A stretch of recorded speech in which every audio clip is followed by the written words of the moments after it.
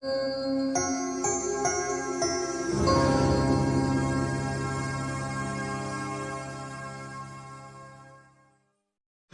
الله الرحمن الرحيم. قرآني نبض حياتي، قرآني طهر ذاتي، قرآني عصمة أمري، قرآني طوق نجاتي. قرآني نبض حياتي، قرآني طهر ذاتي، قرآني عصمة أمري، قرآني طوق نجاتي. آيات الله حمتني، غمرتني بالبركات، تحفظني من همزات الشيطان ومن زلاتي. آيات الله حمتني، غمرتني بالبركات، تحفظني من همزات الشيطان ومن زلاتي.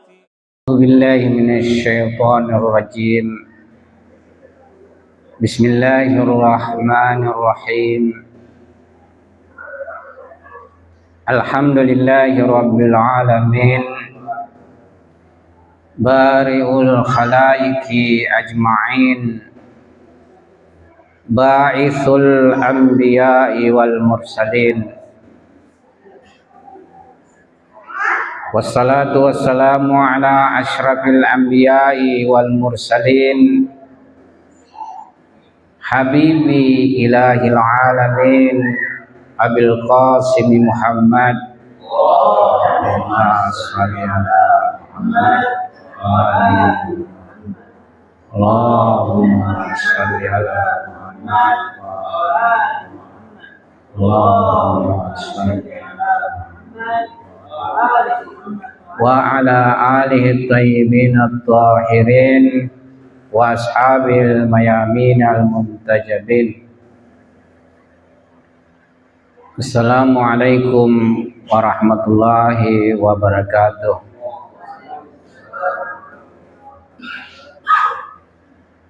Alhamdulillah, kita panjatkan puji syukur kehadirat Allah Subhanahu wa ta'ala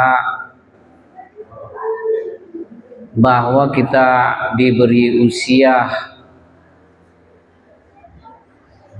sampai pada malam ini, yaitu malam 21 Ramadan, yang di dalam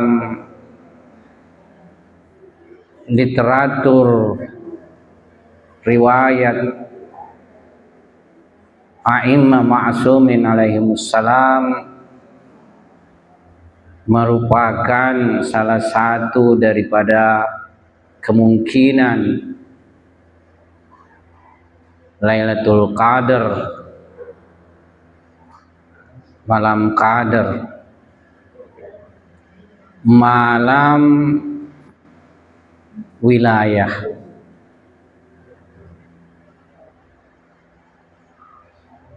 Salam dan salawat kita haturkan kepada baginda Rasulullah sallallahu alaihi wasallam yang rahmatan lil alamin, mengajarkan umat manusia akhlak paling tinggi, akhlak paling sempurna, yang juga direalisasikan oleh para a'immah ma'sumin alaihimussalam serta para pengikut dan pecinta beliau.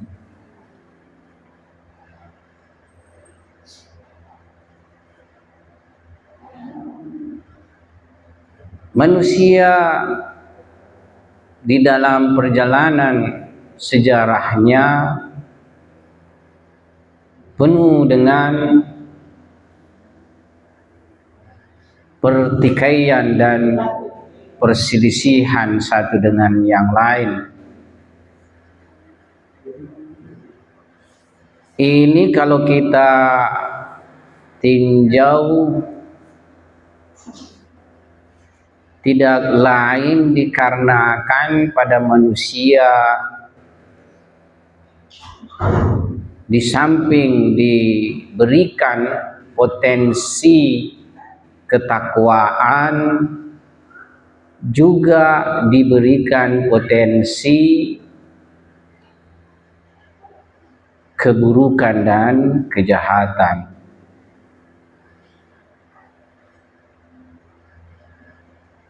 Tapi Tuhan menginginkan manusia menjadi makhluknya yang mulia, sehingga di ayat suci Al-Quran pun Tuhan mengisyaratkan bahwa Dia telah memuliakan Bani Adam. Dia mengangkat manusia sebagai khalifah. Nah, kalau kita menyinggung istilah khalifah, kita harus menghubungkannya dengan istilah wilayah.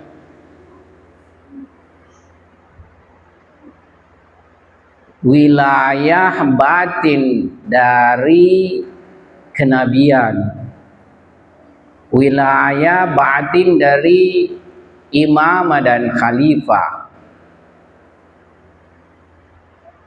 Karena itulah Tuhan mempunyai nama Al-Wali, dan Tuhan mencakupi wilayah seluruh makhluk ciptaannya. Wilayah juga menjadi manifestasi atau tajalli yang terbesarnya ada pada manusia, dan pada manusia ada pada ma'sumin alaihissalam. Jadi kalau misalnya kita tinjau wilayah dari segi hakikatnya, maka wilayah mutlak milik Allah Subhanahu wa taala. Cuma wilayah ini yang juga memiliki pancaran pada manusia. Jadi kalau kita dulu memaknai wilayah, mungkin sudah sering dengar, wilayah bisa dimaknakan kepemimpinan, tapi bisa juga dimaknai kedekatan, kekerabatan, ya. Tapi dalam perspektif teologi irfani, wilayah menjadi dasar hidayah dan jalan menuju kepada Allah Subhanahu wa taala. Simpelnya, nabi itu semuanya mempunyai wilayah.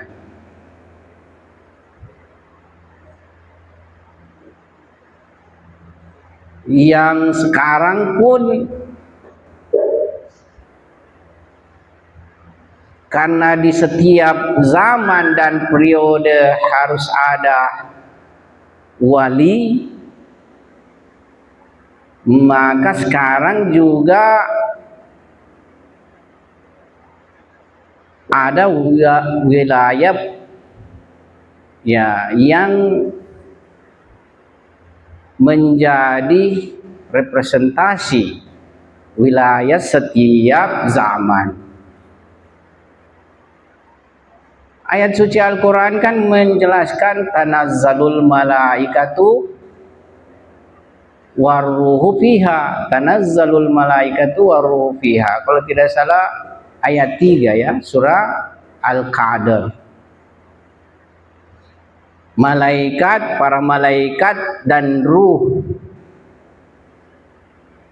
turun ya, fiha, turun di malam Lailatul Qadar. Pertanyaannya, sepeninggal Nabi Sallallahu Alaihi Wasallam turun kepada siapa? Disinilah keniscayaan, kemestian ada wali, ya. Jadi Nabi sendiri dan nabi-nabi sebelumnya, mereka itu di samping wali juga nabi. Karena tidak ada menjadi nabi kalau dia tidak sampai kedudukan wilayah. Nah, jadi setiap tahun para malaikat turun. Turunnya ya, dia harus turun kepada sesuatu yang tentunya lebih besar.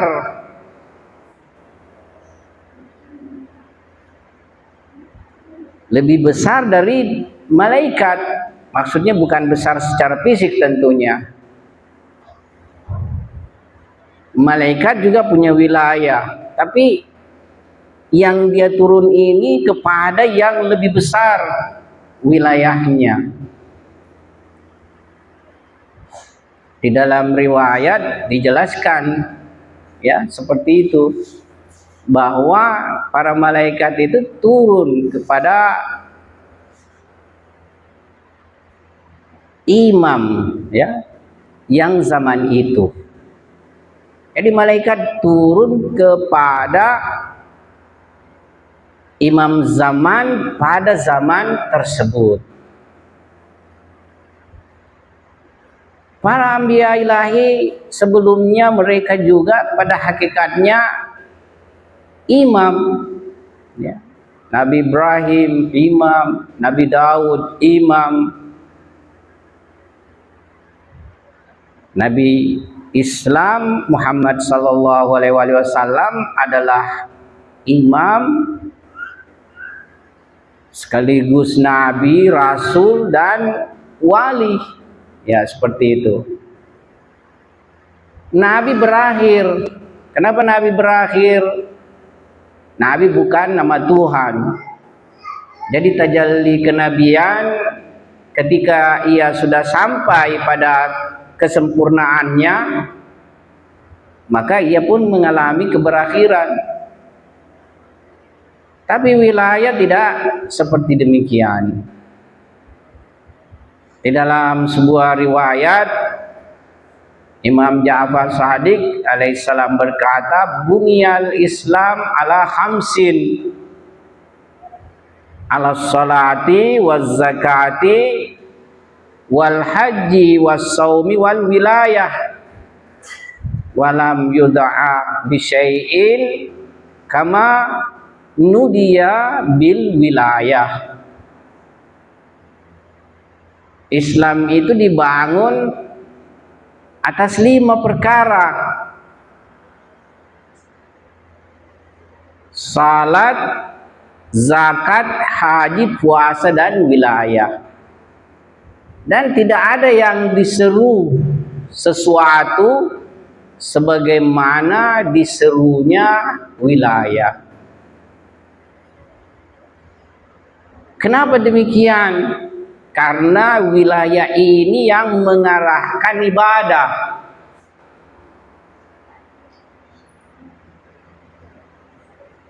Salat, puasa, zakat, dan bahkan haji bisa saja orang laksanakan. Tapi kalau arahnya tidak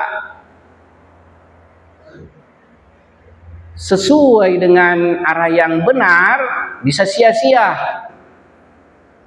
bisa sia-sia. Wilayah ini yang jalannya, penunjuknya yang mustaqim. Makanya para ma'sumin alaihissalam itu adalah sirat mustaqim.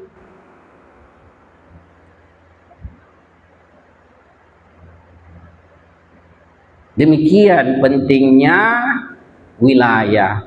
Malam Lailatul Qadar ini pun di samping malam diturunkannya Al-Quran sehingga memiliki kemuliaan,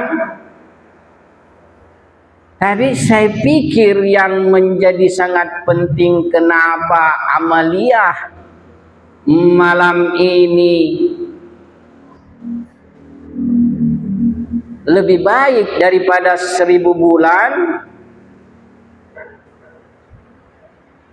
dikarenakan bahwasanya malam ini adalah malam wilayah.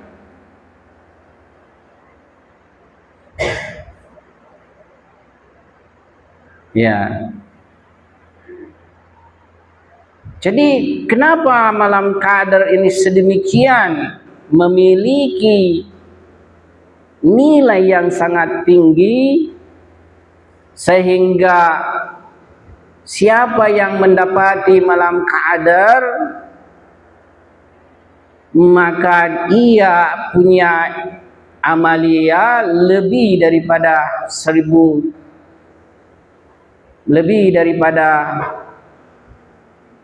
bulan ya. Khairum min alfi syahr, ya lebih baik daripada 1000 bulan. Karena malam ini adalah malam wilayah, malam turunnya para malaikat kepada imam zaman. Ya. Jadi kita ini mesti senantiasa punya perhatian kepada imam zaman. Perhatian terhadap persoalan wilayah yang mengarahkan kita punya ibadah-ibadah, amal soleh, dan berbagai dimensi daripada kehidupan kita ini di jalan Allah Subhanahu wa Ta'ala adalah wilayah, adalah imamah. Allahu waliyul ladzina amanu yukhrijuhum minadh dhulumati ilan nur. Allah wali orang-orang beriman, dia mengeluarkan mereka dari kegelapan menuju cahaya. Jadi wilayah ini yang mengarahkan kita dari kegelapan menuju cahaya. Ada wilayah Tuhan, tapi Tuhan mendelegasikan kepada orang-orang pilihannya wilayahnya ini. Kan Tuhan tidak mengatur langsung masyarakat manusia. Yang mengatur langsung manusia adalah manusia.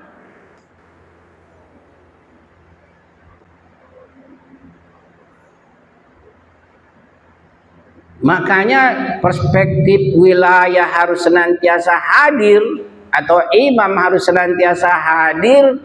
Itu adalah keniscayaan untuk kepengaturan manusia yang mengarahkannya kepada jalan yang benar, sirat mustaqim. Tanpa wilayah ini, tanpa imamah ini, ya manusia akan terombang-ambing di dalam perjalanannya. Kita saksikan sekarang fenomena kehidupan kita sekarang ini, sedemikian pentingnya wilayah. Umat Islam jumlahnya sekarang ini itu sudah mencapai 2 miliar. Umat manusia sekarang ini berjumlah 8 miliar. Jadi umat Islam itu sebenarnya 25% dari jumlah umat manusia. Dan mereka memiliki potensi dan kekuatan sumber daya alam. geopolitik, dan lain sebagainya. Tapi karena mereka lepas dari wilayah, mereka bagaikan busa. Mereka bagaikan apalagi namanya itu busa air ya. Tidak mempunyai pengaruh sama sekali. Di berbagai belahan dunia, dari timur sampai Afrika, terhampar negeri-negeri muslim, bertebaran orang-orang Islam. Tapi lihat Trump, apa saja dia mau, dia perlakukan semua manusia. Lihat Netanyahu, apapun bentuk kebiadaban dia mau lakukan, tiada yang mencegah.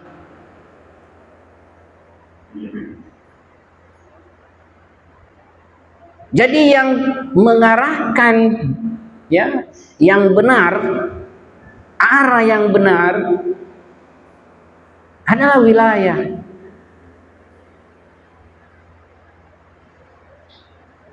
Kita untung hari ini menjadi pecinta Ahlul Bait, bermazhab Tasyayyu'u, Ja'fari. Sekarang terbangun kekuatan wilayah. Ini baru kekuatan wilayah sebagai perwakilan daripada pemilik wilayah yang sebenarnya zaman kita ini. Saya baca bahwa yang ingin sebenarnya dibunuh oleh kekuatan syaitan itu, ya, Menteri Luar Negeri Amerika, saya tidak tahu hoax atau tidak, tapi saya baca bahwa yang sebenarnya dia ingin bunuh itu adalah Imam 12. Kita bisa lihat itu di Instagram atau di YouTube. Tapi saya tidak tahu ini hoax atau benar ya, tapi ada seperti itu. Jadi sekiranya memang imam hari ini berada di tengah kita secara lahir, tanpa mampu kita pertahankannya, tanpa ada kekuatan dari umat Islam untuk membelanya, ya bisa jadi yang istilahnya digugurkan, disyahadahkan, dibunuh oleh kekuatan musuh kebenaran. Ya. Sekarang ini kan kekuatan kita itu jauh dibanding dengan kekuatan mereka, ya.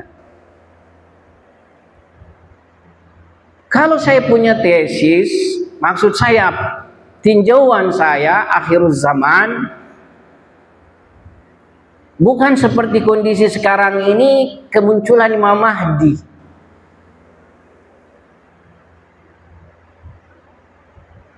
Tetapi pikiran saya kemunculan Imam Mahdi itu ketika umat Islam pun mempunyai kejayaan di tengah kekuatan-kekuatan yang ada.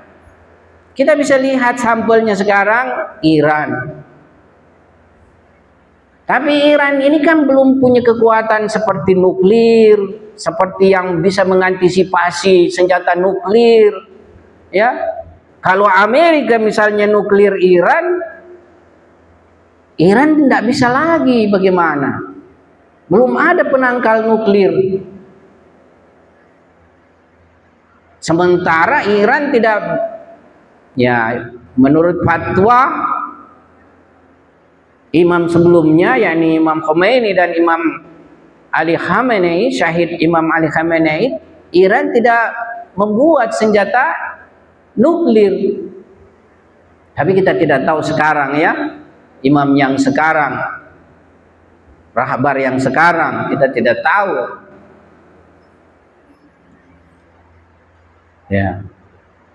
Harus jelas ini, harus ada kekuatan umat Islam dunia, bukan Iran sendirian.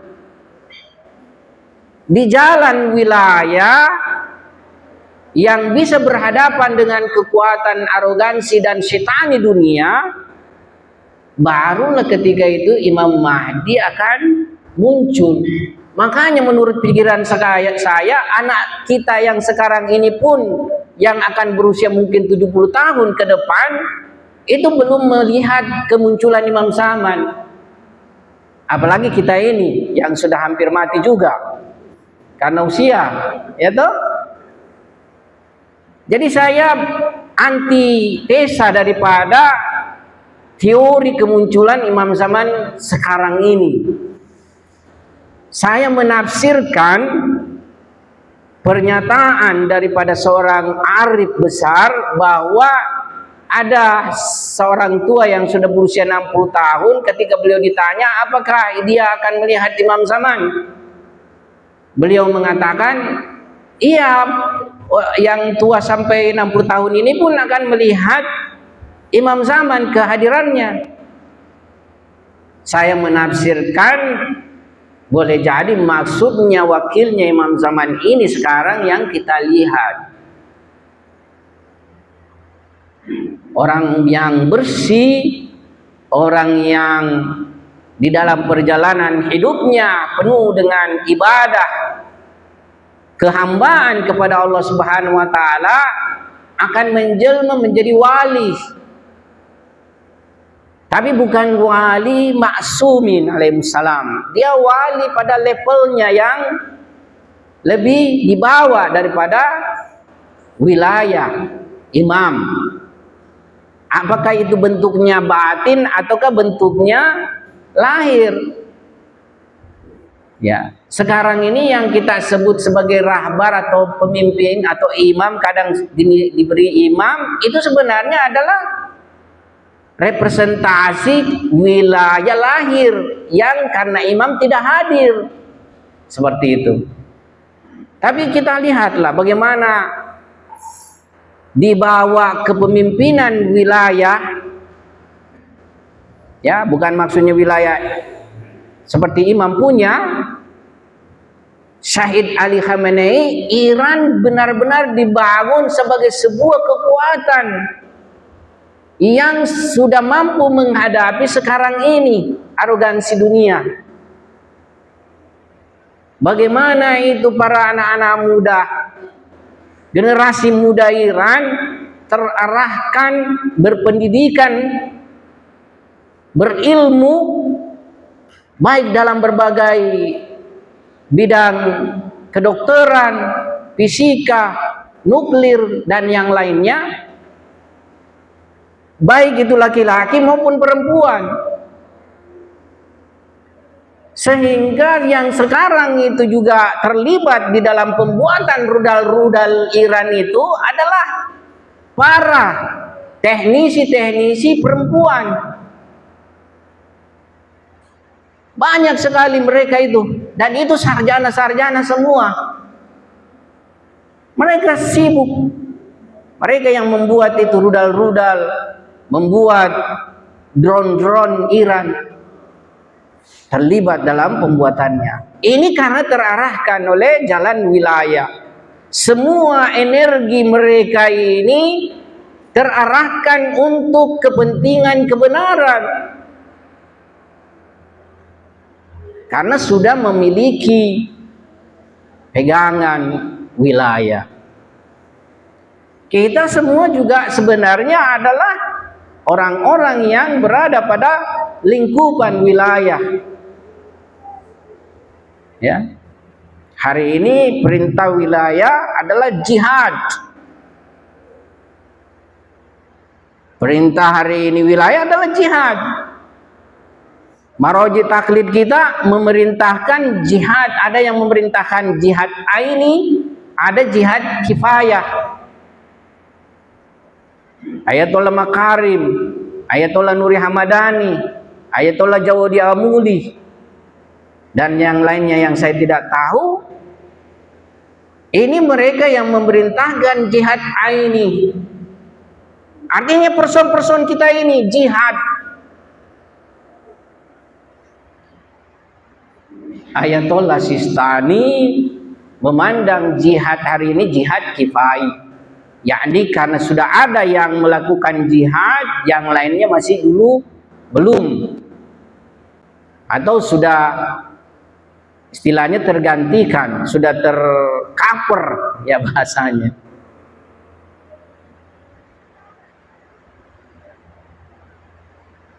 Nah, tapi jalan wilayah ini adalah mahal.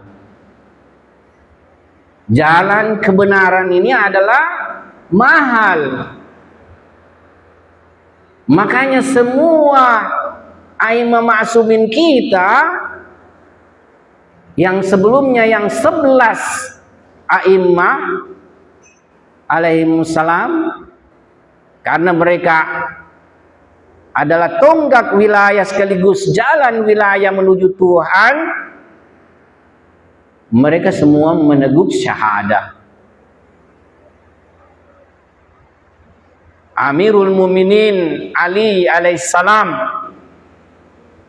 imam wali pertama setelah Nabi sallallahu alaihi wasallam,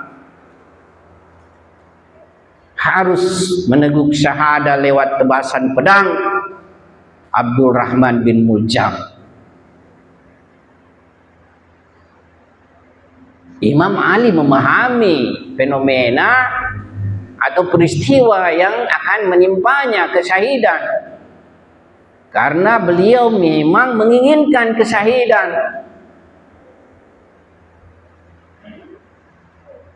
Beliau mengatakan, demi Allah, putra Abi Talib merindukan, lebih istilahnya rindu kepada syahadat ketimbang misalnya bayi yang menyukai susu ibunya.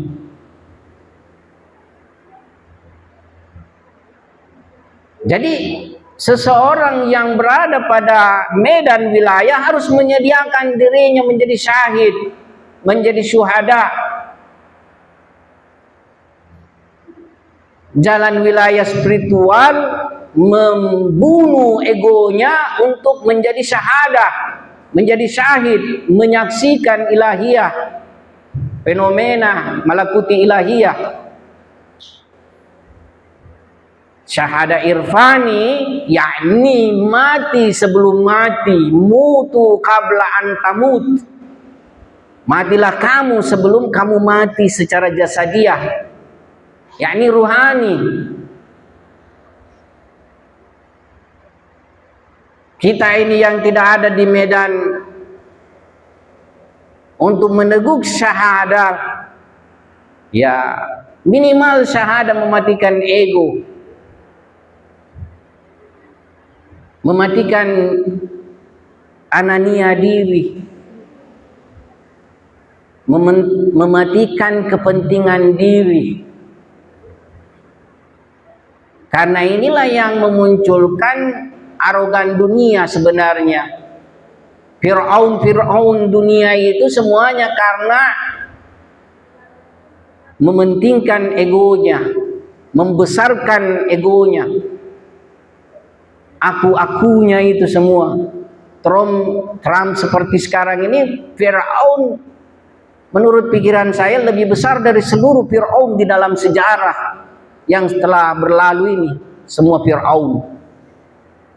Bayangkan sekarang 8 miliar umat manusia dia injak-injak, tidak ada yang bisa mencegatnya. Jadi dia aku semua. Aku akan ambil Greenland, aku akan serang Kanada, aku yang mengatur Gaza. Sekarang ini aku yang harus menumbangkan Iran, aku yang harus menguasai minyaknya dan lain sebagainya. Ya. Minimal akunya ini kita sekarang berusaha. Puasa itu mengajarkan sebenarnya membunuh aku kita itu. Ketika kita puasa, kita lapar, semua dimensi syahwat kita akan menjadi lemah. Semestinya hawa nafsu kita berkurang.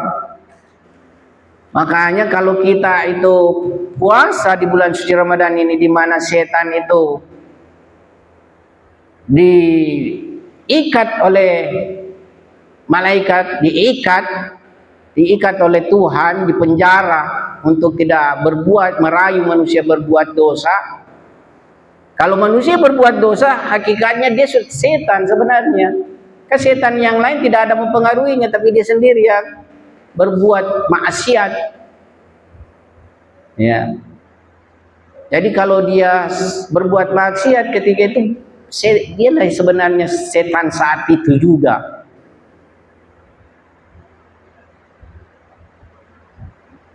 Jadi jalan wilayah mahal. Karena itu banyak mereka selain a'imah ma'sumin alaihissalam yang kita juga sudah tahu semua harus mendapatkan kesyahidan di jalan wilayah. Mereka juga yang berjalan di jalan a'imah ma'sumin di jalan wilayah banyak yang syahid.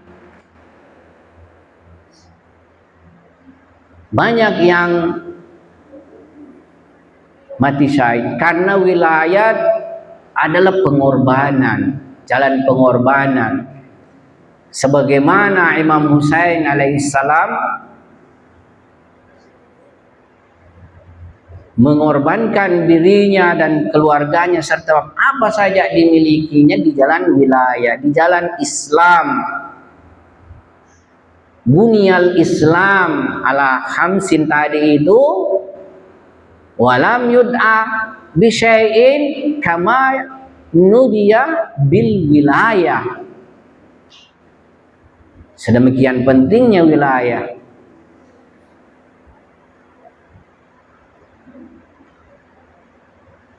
Tapi kesyahidan sebenarnya adalah sesuatu yang sangat mulia. Ya, coba kita misalnya lihat ayat suci Al-Quran. Tuhan berfirman, wala tahsabannal ladzina qutilu fi sabilillahi amwat bal ahyaun inda rabbihim yurzaqun. Jangan kamu menyangka orang yang mati di jalan Allah itu mati. Jangan kamu sangka orang yang terbunuh di jalan Allah itu mati. Bal ahyaun, bahkan mereka itu hidup. Bal ahyaun inda rabbihim, lagi di sisi Tuhan mereka. Inda ini penting sekali. Inda rabbihim itu penting sekali di sisi Tuhan mereka. Yurzakun, diberi rezeki. Rezekinya bukan lagi dalam bentuk seperti fisik, makanan, minuman dan lainnya ini. Rezekinya lebih tinggi dari semua ini yang bisa terpikirkan oleh pikiran kita.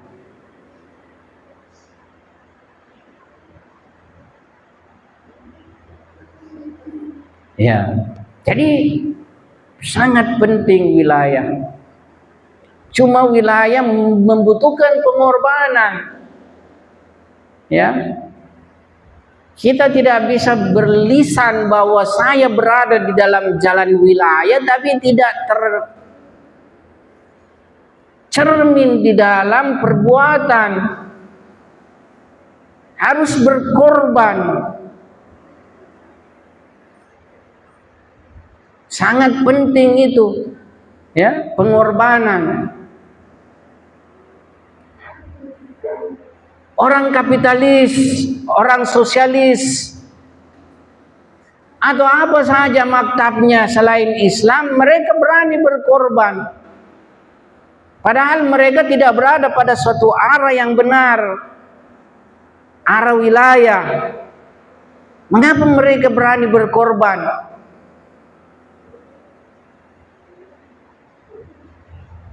Mengapa misalnya seperti pasukan Ukraina, pasukan Rusia, Mereka ini semua tidak berada dalam lingkup wilayah, tapi berani berkorban, banyak berguguran, banyak mati. Saya sudah tidak tahu, mungkin sudah mencapai 100.000 misalnya. Dalam peperangan Rusia dengan Ukraina ini, yang mati tidak berada dalam cakupan wilayah. Mereka berani, ya. Kalau kita yang sudah jelas berada pada cakupan wilayah, kenapa takut? Tidak boleh ada takut lagi. Auliya la khaufun alaihim walahum yahzanun. Para kekasih-kekasih Tuhan, para wali-wali Tuhan, tidak ada takut bagi mereka. La khaufun alaihim, tidak ada takut atas mereka. Walahum yahzanun, dan mereka tidak bersedih. Tidak ada kesedihan terhadap diri mereka. Mereka tidak sedih kehilangan apa-apa. Mereka tidak sedih kehilangan anak, kehilangan bapak, kehilangan harta, apalagi.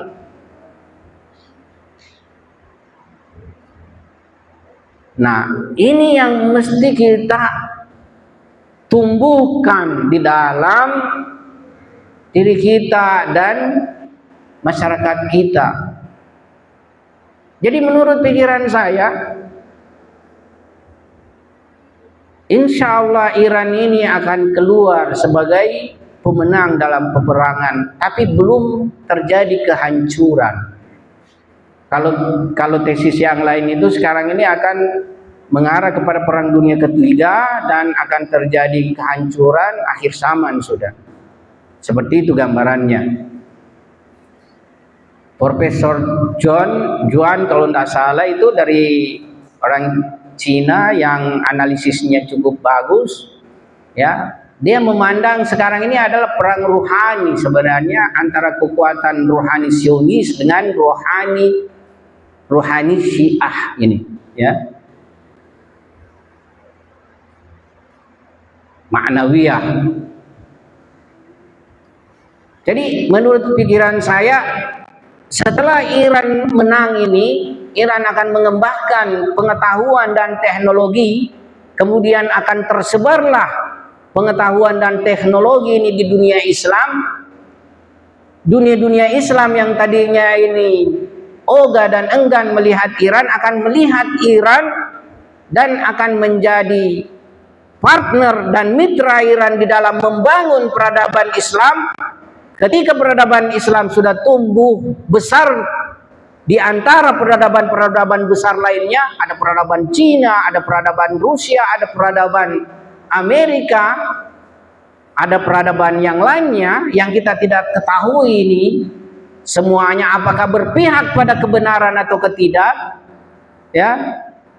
Yang jelas di akhir zaman kekuatan sudah tersedia untuk menghadapi kekuatan syetani, arogansi, dan kezaliman.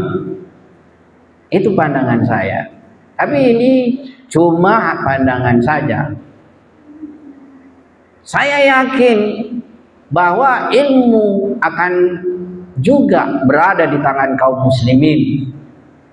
Bukan dalam bentuk sangat lemas, ibarat buih di tengah ombak.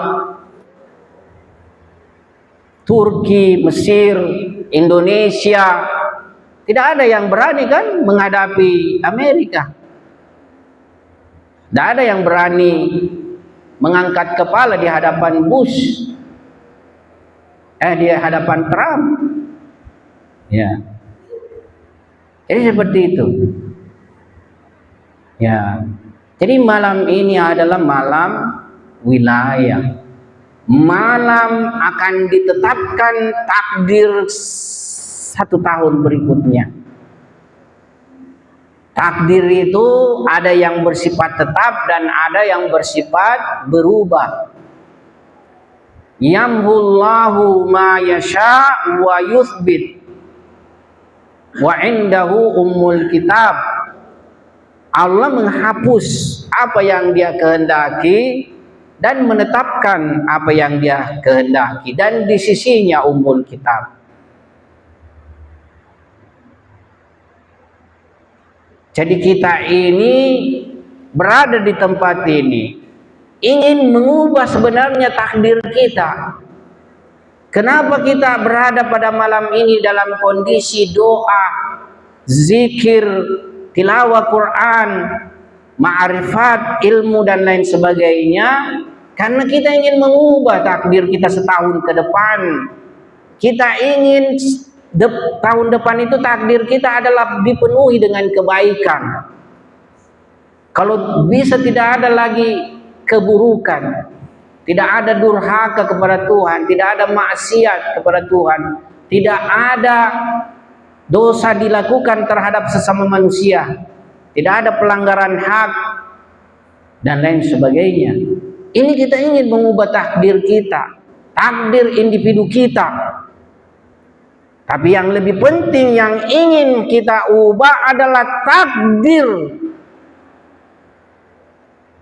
masyarakat Islam kita. Innallaha la yugayyiru ma biqaumin hatta yugayyiru ma bi anfusihim. Tuhan tidak akan mengubah nasib suatu kaum kecuali kalau kaum itu sendiri berusaha mengubah nasibnya. Tapi kaum itu tidak bisa mengubah atau berubah kalau individu-individunya tidak berubah, karena kaum itu tersusun dari individu-individu. Jadi satu persatu kita ini semua maunya semua sebenarnya komunitas Syiah di Makassar ini atau di Indonesia ini hadir di malam-malam Lailatul Qadar bermohon perubahan takdirnya. Malaikat malam ini akan turun mengambil apa yang akan menjadi takdir kita, dibawa lagi dari wilayah.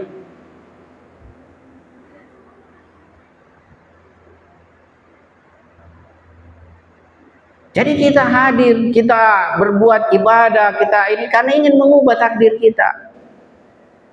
Takdir yang bisa terubah. Ya, kita bermohon kepada Tuhan untuk setahun ke depan ini diberikan jalan wilayah, jalan ibadah, jalan kebaikan, amal saleh. Kita juga bermohon diluaskan rezeki kita, dimudahkan urusan kita, diperbaiki kehidupan keluarga kita, dan lain sebagainya. Itu semua tidak apa-apa kita minta, dan mudah-mudahan diubah itu semua kita punya kondisi-kondisi. Tapi dengan juga bi'anfusihim tentunya kan. Ya, dengan diri kita sendiri juga harus ada istiqdad, istilahnya ada potensi. Ya, jadi Tuhan itu menurunkan berbagai ya karunia-Nya kepada manusia sesuai dengan potensinya. Ya, seperti itu. Jadi seorang yang berada di jalan wilayah harus dengan pengorbanan. Karena dia menginginkan keadilan, dia menginginkan kebenaran, dia menginginkan kehancuran kebatilan, dia menginginkan musnahnya kezaliman. Jadi berada pada jalan kesulitan. Karena memang surga Tuhan itu diperoleh dengan jalan sulit. Ya.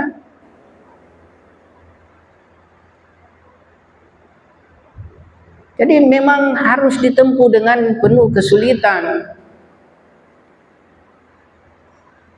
Apakah kamu menyangka sudah beriman sementara kamu belum diuji, belum dicoba, ya? Harus seperti demikian. Kalau kita berasuk pada jalan wilayah akan penuh dengan cobaan.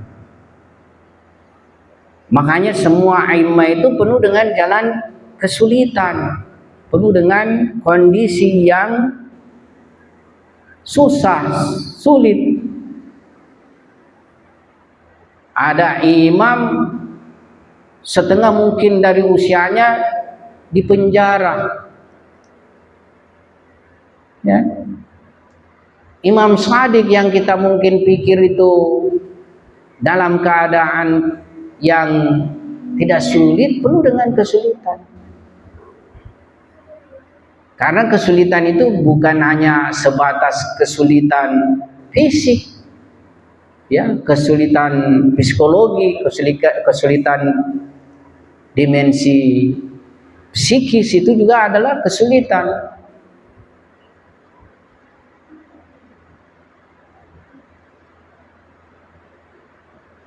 Nah, kita tidak akan muncul sebagai sebuah kekuatan kalau kita tidak menanamkan kepada generasi muda kita itu pengorbanan dan syahadah. Sebab wilayah dan syahadah adalah ibarat, ya, logam yang dua sisinya itu, wilayah dan syahadah. Karena pertarungan kebenaran dan kebatilan sampai hari akhirat itu berlangsung terus. Fir'aun juga itu akan terus muncul. Tapi di sisi itu Musa akan juga senantiasa muncul. Seperti demikianlah perjalanan sejarah dan masyarakat umat manusia ila yaumil qiyamah. Hingga nanti tetap ada janji Tuhan, kemenangan, kebenaran, dan terbangun satu bentuk masyarakat yang mendominasi seluruh umat manusia adalah keadilan dalam pemerintahan Imam Mahdi ajalallahu ta'ala farajahus syarif. Tapi tanpa kita siapkan kemunculan beliau, ya tidak seperti itu. Harus disiapkan. Harus ada kebersediaan suatu kekuatan untuk menyambut Imam Mahdi jalallahu ta'ala. Saya tidak terlalu sepakat itu muncul misalnya dengan mukjizatnya sekaligus seluruh kekuatan hegemoni itu sedemikian misalnya tidak berfungsi, tidak berperan dan lain sebagainya. Ya. Nuklir misalnya tidak bisa meledak, senjata-senjata pemungkas apa semua tidak ada yang berfungsi. Saya tidak sepakat teori ini. Imam Mahdi dengan mukjizatnya, tapi alam tabiat juga tetap berjalan sebagaimana kemestiannya.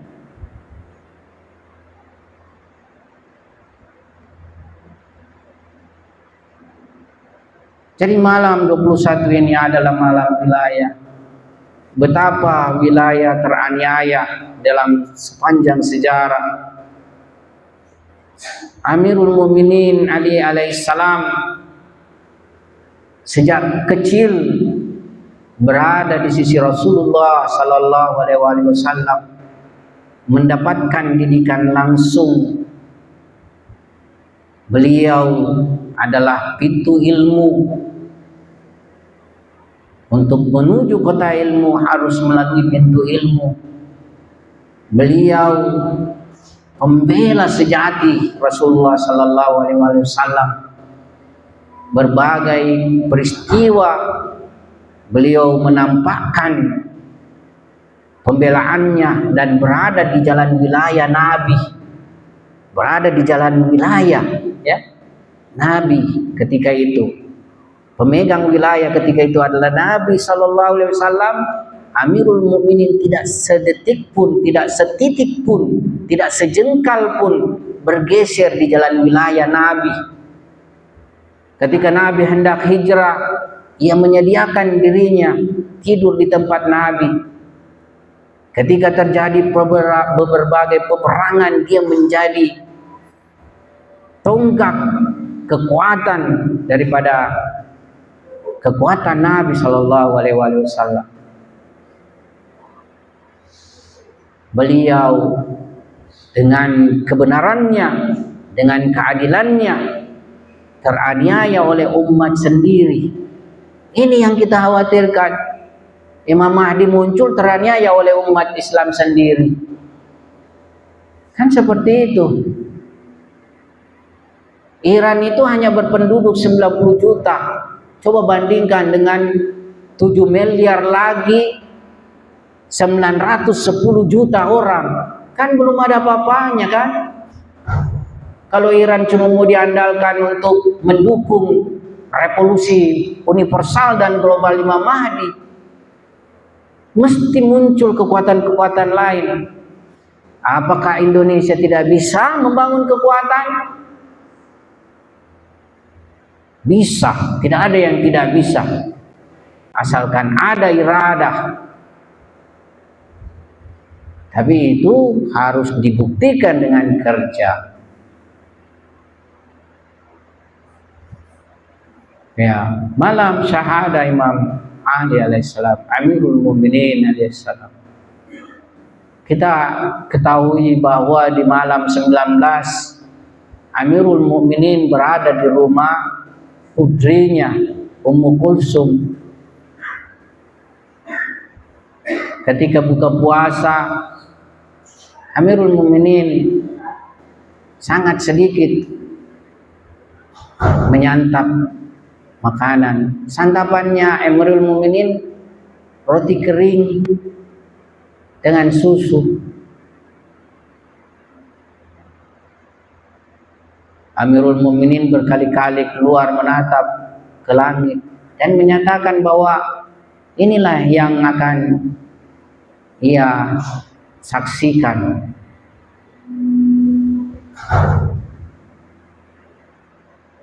Jadi ia sudah memahami sebenarnya jalan kesyahidannya.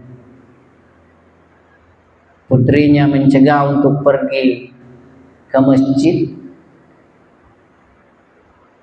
karena mengkhawatirkan ayahnya. Amirul Mukminin tetap pergi ke masjid.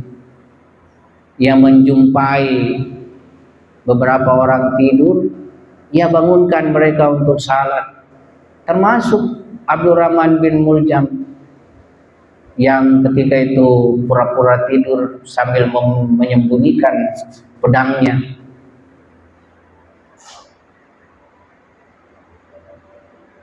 Ketika beliau salat sampai pada sujudnya, manusia paling bejat ini pun menghantamkan pedangnya ke kepala Amirul Mukminin. Tapi bagi seorang wali yang merasa fisiknya cuma sekedar beban untuk menyaksikan Tuhannya, syahadah, apa yang dia ungkapkan? Fustu wa Rabbul Ka'bah. Artinya demi Tuhan, aku sudah menang. Fustu itu artinya menang.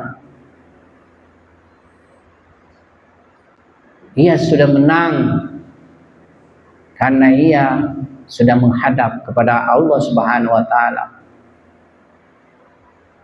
Rahbar Sayyid Ali Khamenei yang juga kita cintai, semua kita cinta beliau. Betapa nasihat beliau mengena kalbu kita, ucapan beliau. Beliau adalah hakim, beliau adalah syaja'ah, beliau adalah iffah, beliau adalah adil. Syaja'ah yakni berani, tidak pernah gentar. Ucapannya senantiasa menggelegar untuk sampai kepada arogansi. Ia iffah, menjaga dirinya. Tidak ada sedikit pun kita bisa lihat kelemahan pada dirinya. Ya.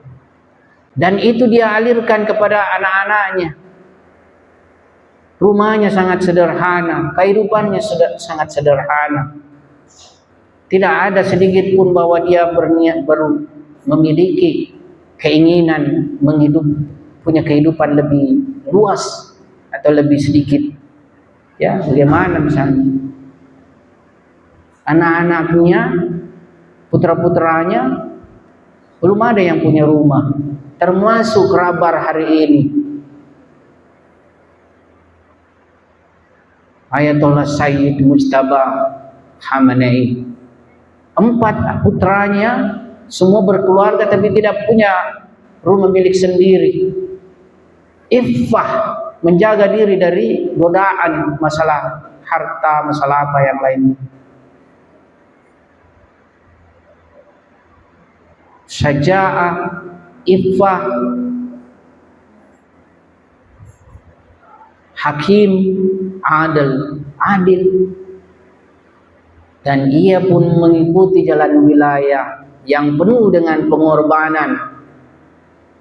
Ketika ia ditawarkan untuk dijaga, untuk dipindahkan, untuk dilindungi, ya, dipindahkan di tempat yang aman, beliau mengatakan ia ingin mendapatkan tempat aman jika semua masyarakat mendapatkan tempat aman dari serangan rudal, bom. Sehingga inilah menjadi pelajaran nyata kita hari ini, jalan wilayah, jalan kebenaran yang tercermin pada diri individu. Syahid Rabat, ya, Syahid Imam Khamenei. Dan ini kita akan ceritakan kepada anak-anak kita, kita kisahkan kepada cucu kita tentang sosok keberanian orang yang berada pada wilayah Amirul Mukminin Ali alaihissalam, berani mengikuti jejak kesyahidan Amirul Mukminin Ali alaihissalam. Seperti itu kenyataannya. Makanya maktab ini akan menyebar ke dunia insya Allah dengan doa kita malam Lailatul Qadar ini, yang akan memberi kekuatan kepada dunia Islam, jalan wilayah satu-satunya yang bisa menghadapi jalan arogansi dunia. Saya pikir ini yang saya bisa sampaikan pada malam hari ini. Semoga ada manfaatnya bagi kita semua. Mari kita kirimkan salam kepada mereka. Assalamualaikum ya Rasulullah. Assalamualaikum ya Nabi Allah. Assalamualaikum ya Amirul Mukminin. Assalamualaikum ya Wasi Allah. Assalamualaikum ya bint Rasulillah. Assalamualaikum ya qurrata ainir Rasul, ya Fatimah Az-Zahra. Assalamualaikum ya Hasan Mujtaba. Assalamualaikum ya Husain, ya Sayyidus Shababi, ya Sayyidus Syuhada, ya Syahid Mazlum Maqtul di Karbala. Assalamualaikum Imam Ma'sumin alaihimussalam. Assalamualaikum warahmatullahi wabarakatuh. قرآني نبض حياتي، قرآني طهر ذاتي، قرآني عصمة أمري، قرآني طوق نجاتي.